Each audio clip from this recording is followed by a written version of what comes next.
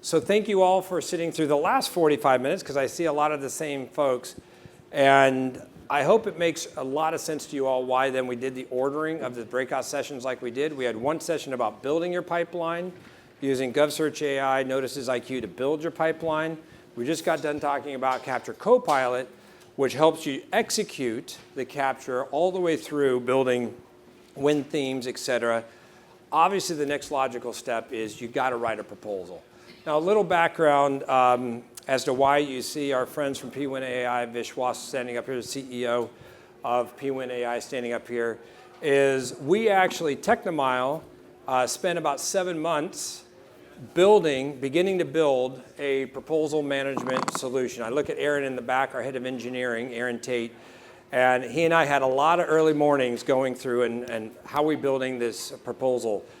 About 7 months through it, we're like, you know what, buy versus build. I think I said this in the earlier session. This may be one, there's so much to this, that this may be one we look at a strategic partnership. So we started looking, you can go ahead and click. We started looking around the market. In my opinion, there's 3 main players in this space, pWin being one of those. But so for some of those folks who know me, one, I apologize for my behavior. But 2 is we have an ethos at TechnoMile, which is all about, hey, we are a technology company. So I want to focus on the technology. I think some of you will admit that sometimes our UX and UI maybe lack behind the technology. And we didn't want that to happen with our proposals. We looked at the proposal and said, look, we need technology. We need somebody who actually understands AI. And it isn't just a wrapper around ChatGPT. It isn't just, it's just a very pretty UX UI wrapper around that. So when Ashish and I started looking at where are the partnerships, we had a partner, we knew of Vishwas. We sat down at a Dunkin' Donuts, I believe. It's, for those of you who know me, it's like for some reason I have an obsession with donuts. But we sat down and we said, hey, this is the type of partnership we're talking about. You tell us about pWin. You tell us, how did you come about? Folks, I'm here to tell you, I know there's all the different companies out there. Spend some time with Vishwas after you know, your eyes roll from the back of your head back forward because he can talk AI like nobody else. You will understand that the reason we're excited about a partnership with pWin.ai is because they are looking at it not from how the other folks are looking at it. They're looking at the way that we were looking at, that we would like to look at it, which is you got to write the proposal. So what good is it if all I'm doing is changing proposal writers from writing proposals to writing prompts? In my opinion, like, I don't want to have to retrain proposal people how to write prompts. You got to write a better prompt. That was silly. I'm like, I don't want that kind of a company. In walks pWin.ai, and as what they show you here, the AI that they have, it does the proposal as if it were a proposal manager. And so therefore, I believe with what I saw, their first output of a proposal gets you closer, if not to that pink slash, in fact, they'll tell you it's a very dark pink reddish. I agree with that. And hopefully by the end of this presentation, you all will agree with that. With that, I'd like to turn it over to Vishwas. Thank you. Thank you, and pWin.ai. Mick, do we still get 45 minutes? Well, go ahead and click. I just wanted to make sure we're getting enough time. Okay, so thank you all. I am dreading that I'm standing between you and the drinks. So we'll There's try one more to, presentation before that. Oh, one more? Oh, sorry. Then please don't think about drinks at all. So, because you should focus on this. So since we are new, I envy Mick. He stood here, called out names. He knew everybody. You know him. So we are going to do something a little bit boring, give it you a little background about ourselves. But I promise you, my colleague Drew is going to yank at me if I don't give him enough time to show you a live demonstration of the product, okay? So let's get started. By the way, who all was here for the last session, the Capture Copilot session? Awesome demonstration of that capability. I enjoyed it very much. And when we think about proposal writing, we think about this graphic right here, right? So this graphic is about, we are all here about winning. It's all about probability of winning. And you want this line to go in this quadrant right here. right? And there are two things that determine that. Very simple graphic. Capture quality, all the things that Mickey was talking about, and then the proposal quality, which I'm going to talk about. You do one thing, you can do great capture, but write a non-compliant proposal, and guess what's going to happen? On the flip side, conversely, you do not do enough capture, you write the best proposal, and guess what? You come in the second place, right? Which is the euphemism for, sorry, you didn't know the customer too well, right? So that's why I'm so excited to be here to present at this conference, because all of the things that Mick was talking about, synthesizing the information about win themes, win strategy, we are here, the clear unlock between these partnerships is maintaining that chain of custody with all the information that you've accumulated as part of capture and making sure that it stays true to the end, to the final draft that you produce, okay? So I'm just going to very quickly introduce myself. I have not spent the last 15 years as a CEO of a startup. In fact, I've spent the last 15 years as a CTO of a large government contractor. And I'm proud to say that in the last 15 years, we grew that federal business 5-folds. And during my 15 years as a CTO, as an SME, I worked very closely with proposal writers. I understood the deadlines. I also took, it was painful sometimes to see this final submission not reflecting the true strengths of your company because those solutions were not available or maybe they were not documented. So really understand and understood this problem of working late hours but still not getting to the high quality that you wanted. And that's what led me and my co-founder, and some of you may know this illustrious co-founder, Sanju Bansal, founded companies like MicroStrategy and CareJourney to co-found this company.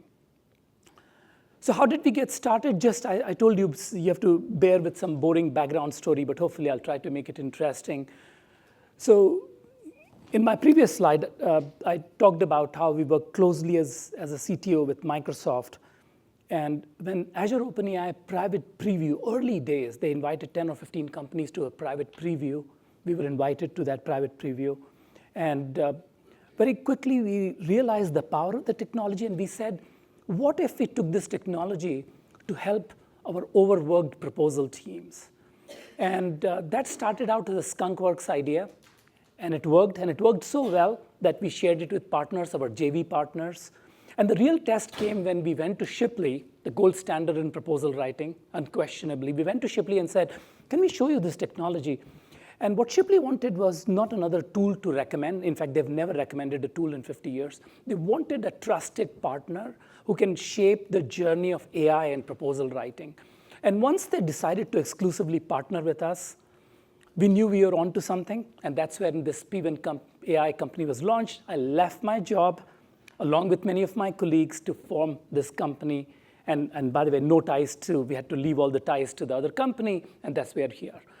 So anybody who saw the excellent keynote from Benedict Evans, by the way, if you don't, he has a paid newsletter, and I highly recommend you subscribe to that. He sends out great articles every week that you should read. I want to share just for a moment some of the learnings that we have had in building this tool. And these learnings are not just about proposal writing. They may also apply as you adopt the Capture Copilot from TechnoMile. These learnings will help you because we've been thinking about this problem for 2 years straight. Remember, Benedict talked about how elevators have disappeared from the buildings, right? You remember he talking about that? Why? Because technology should dissolve in the background. It should not be that visible if it is really an engaging technology. And what we found in our instance was proposal writers are really good at persuasion. Proposal writers are really good at writing compliant proposals. Let's now teach them how to persuade AI to write proposals, right? That is prompt engineering. Let's not teach them. Let's just dissolve that. That was one. From the very beginning, we had this idea, almost a religious belief, that we wanted to write the entire draft. Tools out there in the market then and today are section by section. And why did we focus on writing the entire draft? Exactly what Mick showed you. You synthesize all this information, you come to 3 or 5 win themes. You want to make sure that you're writing the draft so that you're balancing those win themes across the body of the document, right? That's why it's important to write. And third and final thing, we focused on quality. And I want to show you this Gartner report came out last week. And we are proud to be the only company featured in this Gartner Business Guide. And when I started meeting with them about 7 or 8 months ago, I thought to myself, it was not going too well. Anybody who's worked with Gartner knows that they look for lots of features and platform and richness. And I kept telling them that rather than focusing on bells and whistles, we wanted to focus on quality of writing. And what does quality of writing mean? Can you take those win themes, apply it to the ghost, your competitors? Can you get the metrics-based proof points? Don't just have platitudes and say, we worked and we did a great job. Can you have metrics? Those are things that improve the quality of writing. So those are our core tenets. But these are not just theoretical tenets, mind you. We have dozens of customers. And these customers are all shapes and sizes, small customers, medium-sized to large aero defense contractors today, dozens of customers. And you can see on the left-hand side of the slide here, these are numbers that are coming from them. In fact, if you have a Gartner subscription, you can pull up a report, talks about 80% savings to the first draft. Of course, it's augmentation of your proposal teams. So these are our customers. Let me also go to the most important slide. If there was one thing that you wanted to take away from my presentation, and it would be this slide. Think of knowledge repository as your brain, a collective brain within the organization. It knows your solutioning, it knows your win themes, it knows your past performance, it knows your metrics. Irrespective of what AI tool you use, I hope you will consider us for proposal writing, but irrespective of any tool you use, in order to get value from generative AI, you have to focus on the knowledge repository. And this is why we have spent enormous amount of time thinking about the knowledge repository.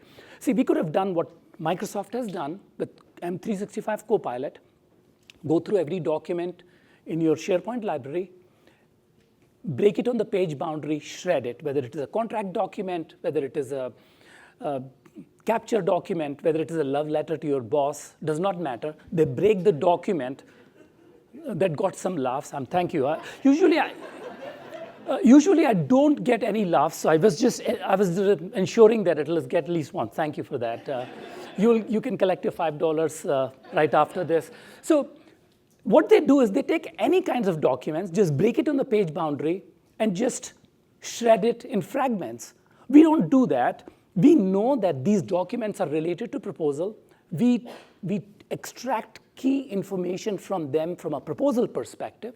In fact, we create a proposal concept layer. Why is this important? When you go to retrieve this information, you have to be very precise in telling AI what you want to retrieve. We like to say that AI models are great, but they still have a problem with sourcing data. And the more precise your information is, the better it is. And somebody was asking a question about hallucination. We'll talk about hallucinations more. One of the ways to reduce hallucination is to have this information more precise so that AI knows exactly and does not get confused. So with this, I'm going to come to the final slide. I think I'm doing well on time. 14 minutes. Drew, you'll be proud of me. He was just making fun of me. That's a, okay. I will take that as a compliment. Okay, so last slide. You don't know how much time I'm going to spend on this slide, though. Okay, so last slide. Everybody, if this was one slide you had to take away, think about your knowledge repository. Think about the sourcing problem AI has, whether it is Capture Copilot. The precision of information is important. That brings me to the last slide. And this actually connects me to the homework assignment that Mick gave you. Like, you have to go fill out this sheet that he gave you. It's basically a reflection of that homework assignment and this slide right here. Okay?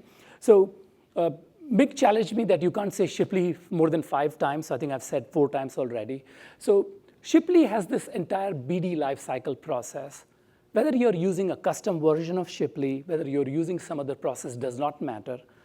Ultimately, we all follow some sort of a process right here where you go through these stages And of course, this is where the proposal development comes in.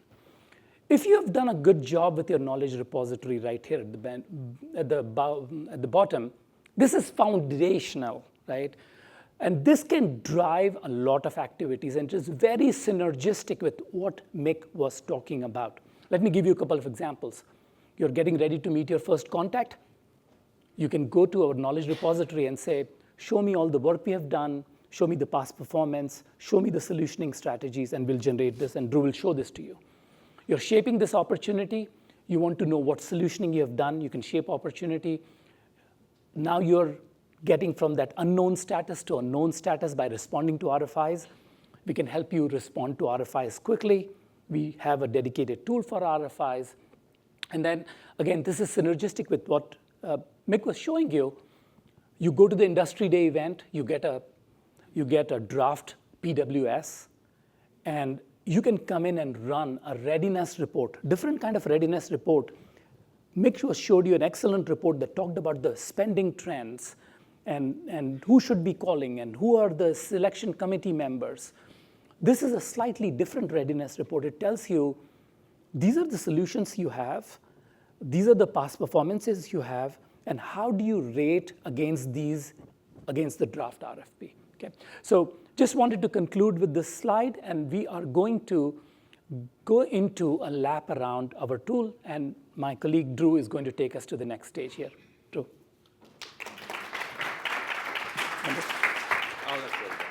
All right, thank you.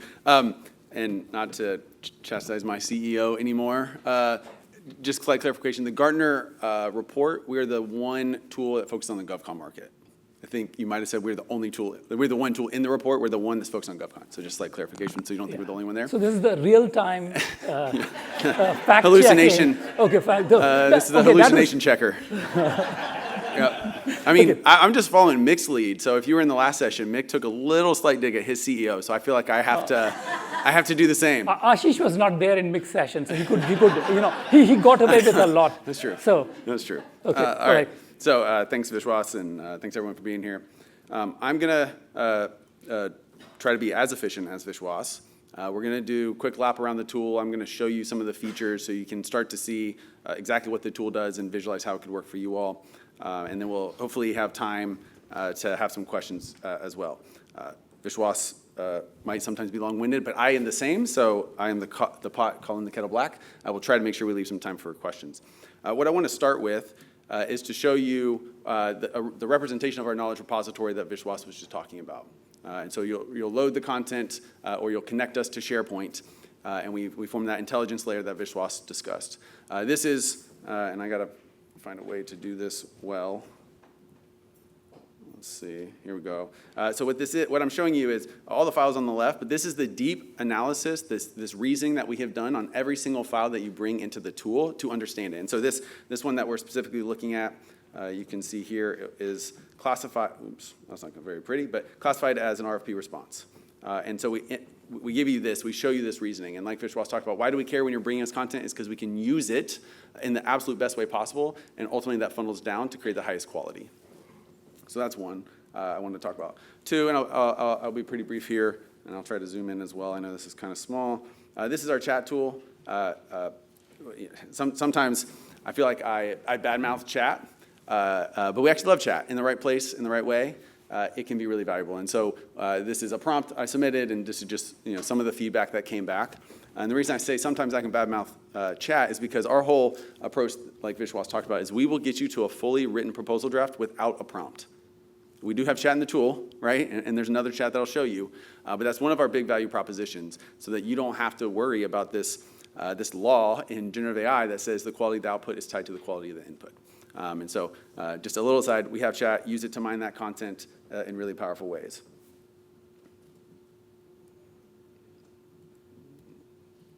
Maybe, no, I'm stuck, there we go. Okay, next one that Vishwas discussed was our RFI tool. So in here, if I go to this,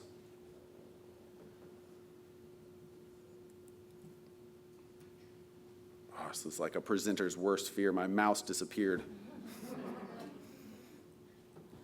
I have no idea how that happened. All right, this is going to get interesting. Okay, I got it back for a minute. All right, let's see what happens. Okay, so I've loaded an RFI. So that's what I'm showing you. What pWin does is it analyzes that document or documents that you load, and the first step that pWin's RFI tool will do is extract the questions. So using AI and AI-adjacent tools, we'll identify the questions, extract them. So that's step one. And you can see here, my cursor's back.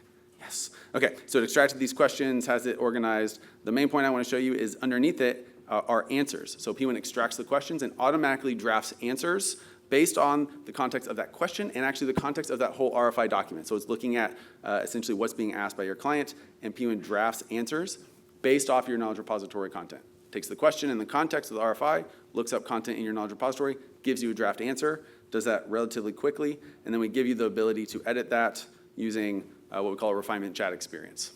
Okay, so I know it's pretty quick, but this is the RFI feature. Allows you to really quickly leverage your past content, contextually respond to that RFI, get the responses, edit the answers, extract, export, and move on. All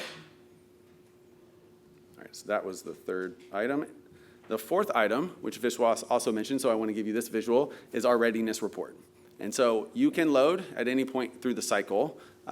Ideally, that's in a capture phase. You have some semblance of an understanding of what's being requested. Maybe you have a draft PWS, SOW. You can load that, and pWin does an analysis. And if you all ask me deeper questions, we can dive deeper. But we look at that and say, here's what your client is asking. Here's the content you have in your knowledge repository and our understanding of you with that intelligence layer. And then we give you a report that discusses with each sort of the contextual request from your client and your content and how much does that overlap or not.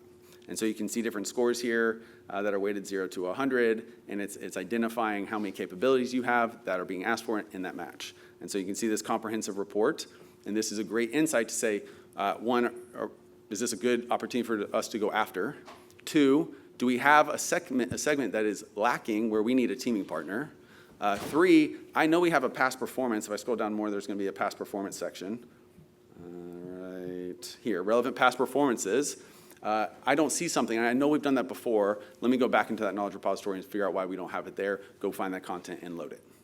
Okay, so those are the four features that Vishwas talked about. So I wanted to give you a visual on each of those. Now, obviously, at some point, we go through this moment that Vishwas talked about where we go from quote-unquote capture to proposal. And hopefully your processes aren't a throw-it-over-the-wall experience. Sometimes it's that. Even in the best sense, this is a moment where the responsibility shifts, and what we want to make sure we do is that you don't lose the capture intel that you have woven together in TechnoMile, and we want to be able to bring that now into the proposal writing process like Vishwas talked about. And so what we're going to do is we're going to go through a process. Ultimately, we're going to give you an output package. This is not chat where your output is text, or in the best case, text with some citations. We will give you the full proposal. We will give you a Shipley strategy document, an annotated outline, actually multiple versions of annotated outlines, a compliance report, a citation report, and also a hallucination report. So this is a complete package that supports your proposal development efforts. How do we get you there? And that's what we're going to talk about. So first, the solicitation is loaded into pWin. pWin analyzes the solicitation text, extracts instructions, evaluation criteria, requirements, and other information, and forms that into a proposal draft. Okay, so that's step one. Step two, a user now looks at that, and like all AI, we don't claim to get it 100% right every time. Our proposal draft generation or outline generation process is really powerful, but we give it back to the user reviews it, proposal manager typically, and then can adjust it as needed. From there, we go to what we call a flight plan or a content plan. And this is where today you bring in your win strategy and approach, so some key capture elements. I'm not going to show you those first two steps. I am going to show you this step. So what I'm looking at is a view. I'm not sure how well you can see this in the back. Tell me if you can. I could zoom in a little bit more.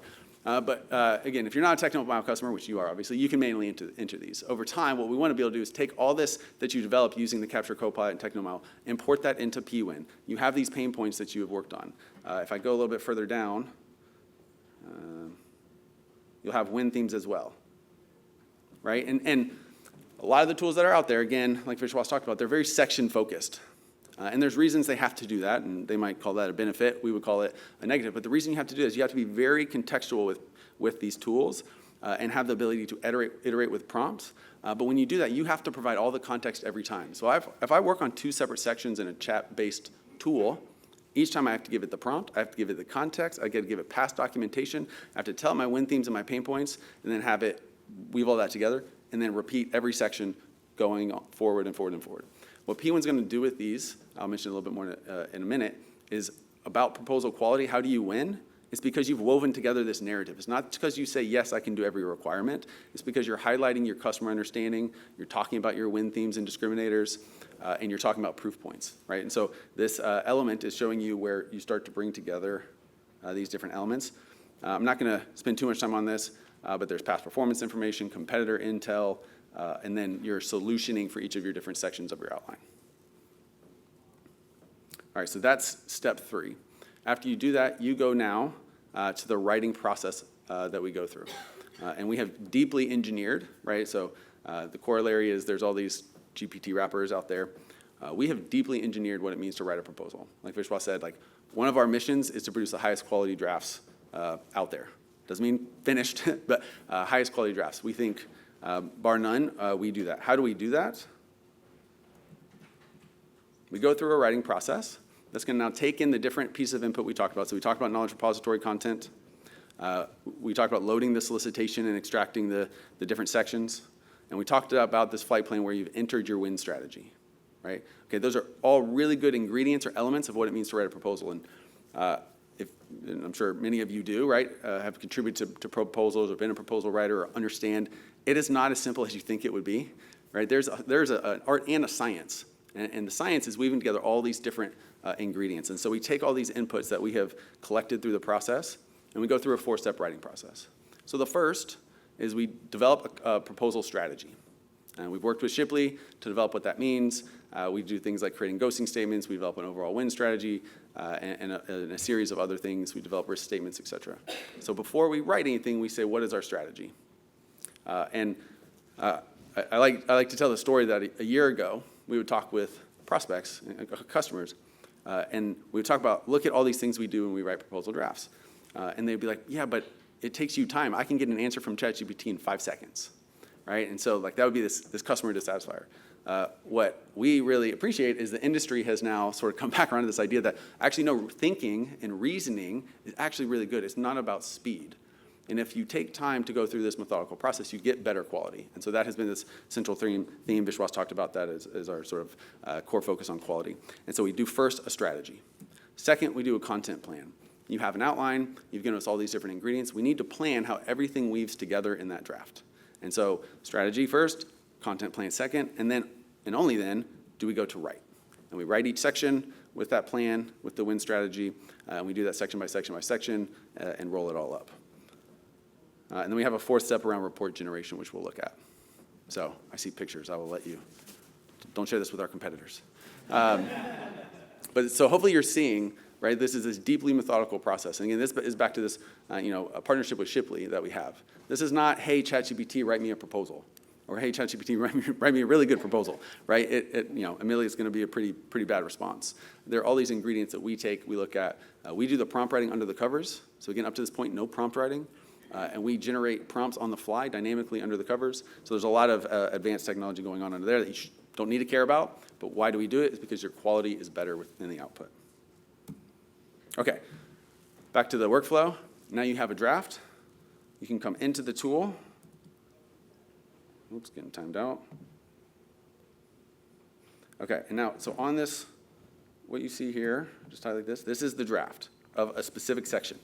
So I've already jumped into the section, but every section shows up as it's being written. So you see it come in as it's being done. Your team, your contributors, SMEs can come start looking at it, and they can start editing. And they can click into the text over here on the left and make any changes they want.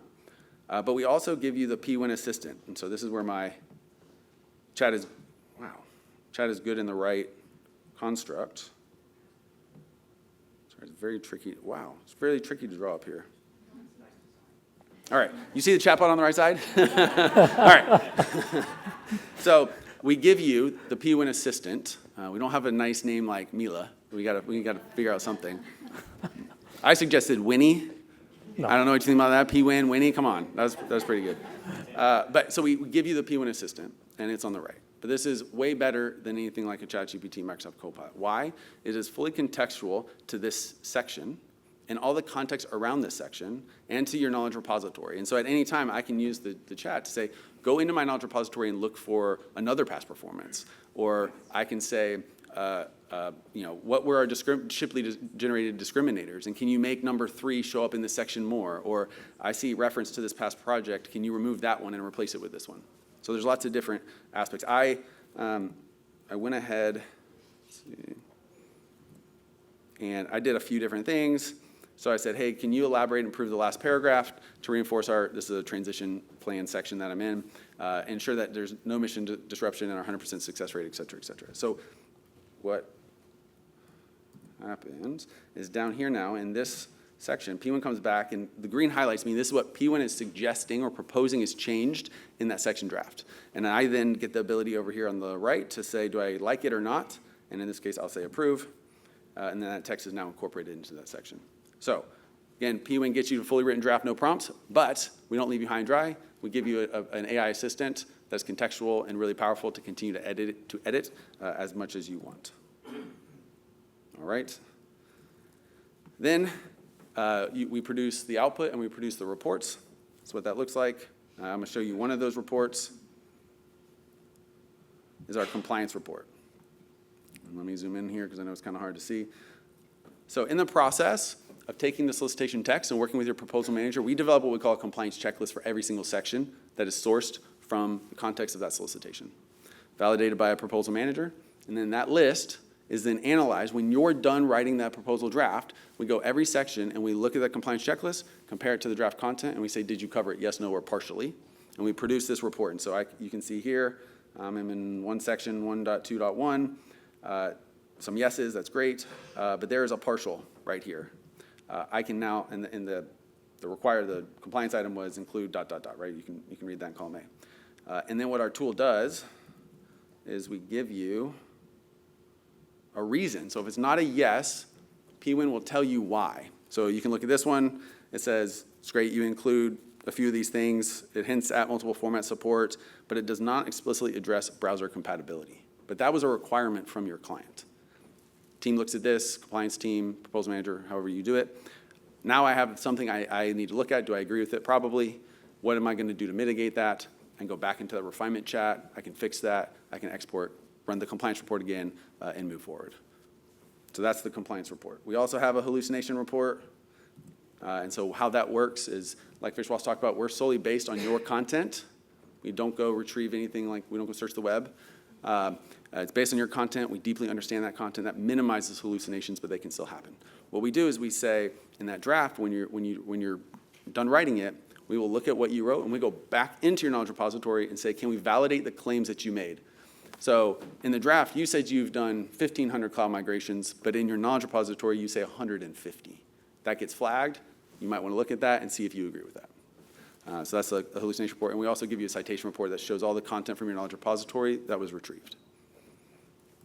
All right, so that's the reports. And then I will show you the output package. So you will export. You will have this in Word. This is the full draft now. It'll show up in your company template. And now you can take this forward in your process for whatever your next steps look like. So let's see. I will mention security as well. We take security deeply seriously, just like our friends at TechnoMile. They're a slight bit ahead of us. We will have our FedRAMP moderate equivalency here. I'm going to say within the next 30 days, although I probably shouldn't hold my breath for those of you that have been through the process. But we are working with a 3PAO, and we'll have that. We're CMMC Level 2 compliant, can support CUI data. There's all sorts of security and compliance requirements that we meet, and I'd be happy to talk about those if that was of interest. And then I will wrap and we'll open up to questions. We are in the exhibitor hall. We've talked to many of you. I see some familiar faces.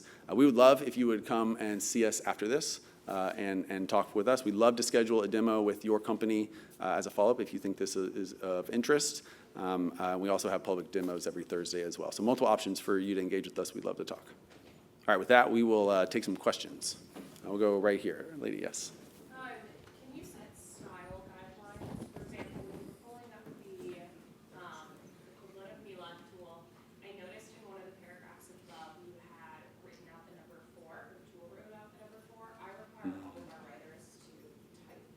that would be a set rule or criteria that I would want to implement whatever system. That's great. You want me to answer that? You go ahead. So obviously you can manually change that. You can use Refinement Agent to change that. We are working on a feature called the style guide, where you can give whatever your company's specific rules are around how you want to write, so that is incorporated into the writing process. That is not here yet, but is coming. What is the standard set of tools that would go into it? Because I would imagine numeric write-outs, I'm a proposal writer. Yeah. Numeric write-outs would be fully written out as a standard set. I know tools So- like ChatGPT do have that. Right. Set it goes very well. So I can take that. So today we do have a global style guide that we implement based on the best practices of proposal writing. And that gets applied every time we're prompting the language model. What we want to do is, so we have that global thing that gets applied every time we're interacting with the language model. What we would like to do is, if you have some preferences of your own, we will allow you to inject that as part of, on top of that. So and that feature is coming soon, so you could say, for me, these 5 things are important. Don't ever use the word leverage. I think you get the joke. Yeah. Apparently, saying leverage this technology is a bad thing for proposal writers. So we've already eliminated leverage, by the way. But if there are more words like that, we can include.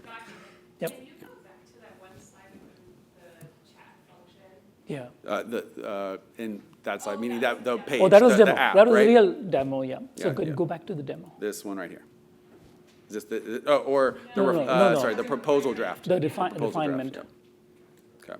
Yep. This one. Yeah, so proposal writer, it said 4 days at some point, and like immediately I would flag that and have a conversation with whoever. And I just want to make sure if I'm investing in a tool like this, like that is a very basic grammar rule that I would hope that a tool would have in. Yeah. It's. Oh, here you go. Fair feedback. This right here. 4 days. I'm assuming. Yep. Fair feedback. We'll take that away. Add that refinement while you're doing that.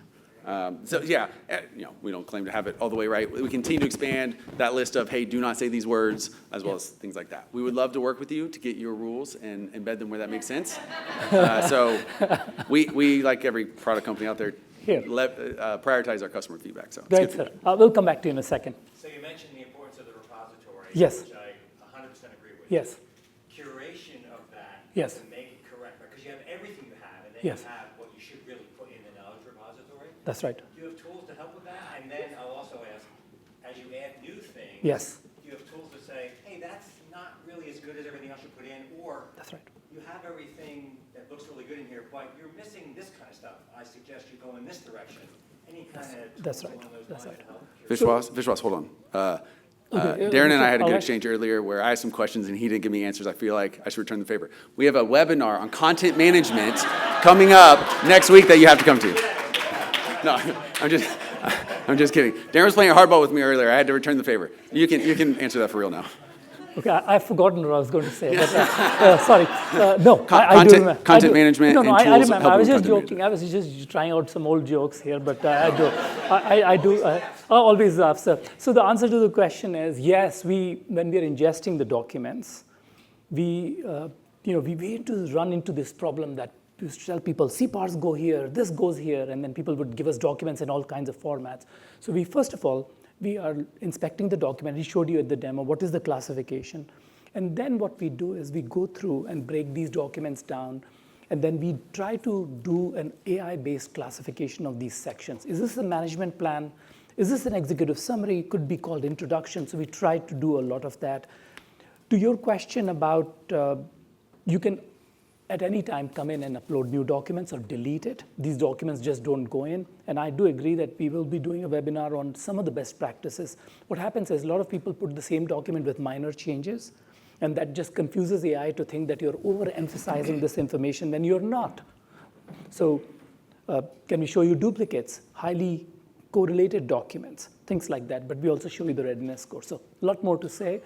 That's an area that we want to collaborate with our customers to continue to improve. Another area is, you have this great solution approach, which has not been part of your past responses, but your SMEs have this in their head. Can we interview them? Can we take the transcripts of that? Can we incorporate that in the knowledge repository? These are all things that we are doing with our customers. That's why I said the knowledge repository slide was probably the most important slide in the presentation. Thank you, sir. I'll go here, and sir, I'll come to you next. So interesting. I like the fact that you're focusing on the writing as opposed to all the bells and whistles. There's a lot of bells and whistles tools out there. Yeah. What I didn't see is strength-based writing. And so one of the things that government agencies are going towards Yes. is strength-based evaluations. Yes. And so one of the things we do is we track our strengths. We do strength matrices. Is there a place, and I didn't ask Mick this question, so I probably should. Is there a place to put that in the capture plan as well as move it into? So I think you're talking about the Lohfeld methodology, which is sort of strength-based versus Win-theme-based, and I'll never get in the religious debate between the two camps. But yeah, and as you know, there are some similarities between Win themes and strengths, but we are working on. We also work with Lohfeld, by the way. If you followed their journey, we work with Lohfeld. We work with Lohfeld's CEO to sort of see how the strengths could be incorporated, how our prompts can be changed to take this additional nuance of it being a strength versus a Win theme. Yes, sir. I'll go to you.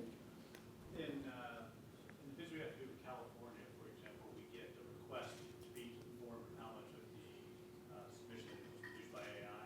Yeah. Do you have any sort of audit process that you go through a report? Yeah, that's a great question. I'll repeat that question. The question is, and by the way, NASA Soup added that requirement as well, which is, and by the way, they had this requirement called, if you're using external consultants, please let us know. And now they've added a requirement for AI tools as well.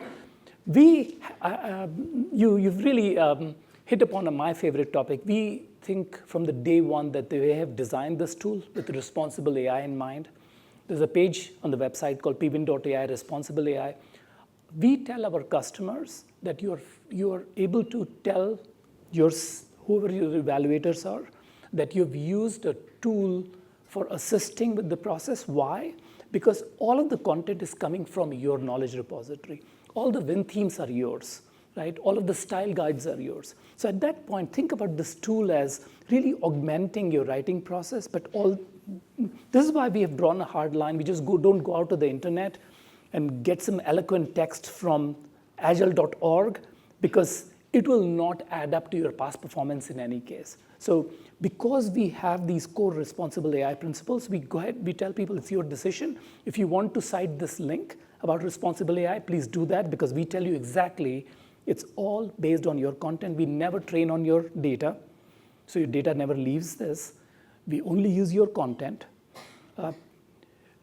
And we provide all kinds of hallucination and transparency checks to minimize any inaccuracy. So we give you those guarantees. Please share that with your submitters and see. Yes, sir. You've been waiting patiently. Yeah. So can you talk a little bit about pricing? What the tool costs, how the licensing applies, is it per user, per seat? And also, I see blocks and blocks of text. Yeah. So is your final deliverable a first draft? Yeah. And then, the team takes over and then take it to the end of the proposal, right? So, what about graphics, for example? Or Yeah. have you thought of, Yeah. about those options, how you can augment this further? Yeah. So the three questions, I'll go backwards in those questions. So one is graphics. When we are ingesting your past performances and things like that, we look at the graphics, we extract text from it, and we incorporate that. I'm very proud to have a very advanced data science team. We constantly look at what graphics can be generated.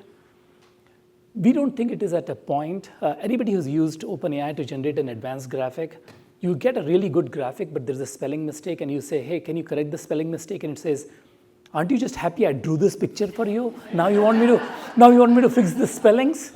So we feel that it's too much work to get that last mile. So we constantly are evaluating that. We don't generate the graphics. The first thing we'll probably do is, more than generating just a graphic, maybe go towards the source-based diagrams, like a mermaid diagram. That's one. Going back in the second question was... Vishwas, if I could add one thing. We do give suggested graphics. Yes. that are as if it was written for a graphic designer. So think of it as a graphic ideation, anchor graphic. We give you anchor text, and you can decide you like it or not, delete it if you don't like it. Or the concept is like take it, give it to a designer, and then they can build something that's higher fidelity than what we could do. And I think we have to be, we'll never be invited again if we keep staying on the stage. I think we have 5 minutes away from the completion, but I'll take a quick question. Your other question was Pricing. Pricing was first question. I'm still on I'm going backwards, right? So the second question was output of this tool is about document. Is this a draft? So what I can tell you is that the most effective users of our system, what they do is they will fill out the content plan, generate the first draft, see if the Win themes are falling flat or they need to be adjusted because they have to be infused across the body of the document. What they do is they'll change the Win themes, regenerate the draft. Now you have got a solid draft. Now I go into the refinement workbench and make adjustments. You've now reached a point, now you generated all the completion and compliance reports. At this point, you can bring your human innovation on it, add pictures, price to win strategy, what have you. And that's usually the process we follow. And you can bring any of your manually edited drafts as you progress towards submission back into pWin, load it, and we will produce an updated compliance matrix for you based off your draft. That's so right. that is an important loop back as you approach submission. Yeah. And just quick pricing, we offer user-based pricing for smaller organizations, but for larger organizations, we do a knowledge repository-based pricing because we want to unlock all your users from different personas, whether proposal writers, SMEs to come and participate. We can give you more details outside, right? So those are the three-part question. I think I addressed this. Yes, ma'am. Uh-oh, you're going to get in trouble, Vishwas. I'm getting in trouble, so. Maybe last one. How about this last one? So, go ahead. And we'll be at the booth afterwards. So I'll take the two questions. If you can speak your question in less than 5 seconds. Okay. In terms of the drafts, there are several colors used to Yes. the proposal writing process. Yeah. I think that's the whole, Yeah. So where would you think this draft is? Yeah, we think it is dark pink. I'm sorry? Dark pink. Dark pink. So we've got to the pink team, which is 40% in any evaluation effort, right? So we are getting you to this, bottom line first, right? Any pink team draft takes about 40% of the effort to get to the pink team draft, which just take a regular size proposal, it'll take you 2-3 weeks to get to the pink team. We are trying to get you to a deep pink because, usually pink team drafts are not one voice. We are one voice. So we are getting you to that point within 2 or 3 days, which would have been 2 or 3 weeks. That's the net ROI in this. Yeah. Is there an amendments issue that bring changes to your draft? Yes. Amendments is a very hard problem, as you know. Right now, we support it through our customer success that, you're making these amendments. Let's just give you a new outline and just copy things over. It's a very hard computer science problem to automatically figure out what has changed, but we have some ideas about how we can automate that process further. It is not done today. It is done through customer success, just to be clear. Yeah. Yes, sir. You make this the last question? Yes. Just a quick question, more of a technical question. Yep. Since you have multiple customers, right? Yep. So are you working with a RAG model for each customer, or, and then the next question would be, if you're using a RAG model for customer, are you sending my data to LLM because you can't summarize without LLM? Right. So really, my data is somehow through API going across Yep. to LLM, Good question. and you're getting the stuff back Yep. using clustering. So within RAG, Yep. obviously, Yep. clusters and Yep. all that. So are you, and then how do you keep my information Yep. away from another Yep. cluster, right? So since you're telling me about, we are not sharing your data with anybody, we're not training any model. Yep. However, you're still sending. Yeah, that's a great question. Probably deserves an hour-long answer for just that because we can, that's what FedRAMP is all about. We are using an advanced version of RAG, number one. Because of the FedRAMP compliance, we never send your packets outside of the network enclave. So we deploy your all the way from the React UI, all the way to the language model and back.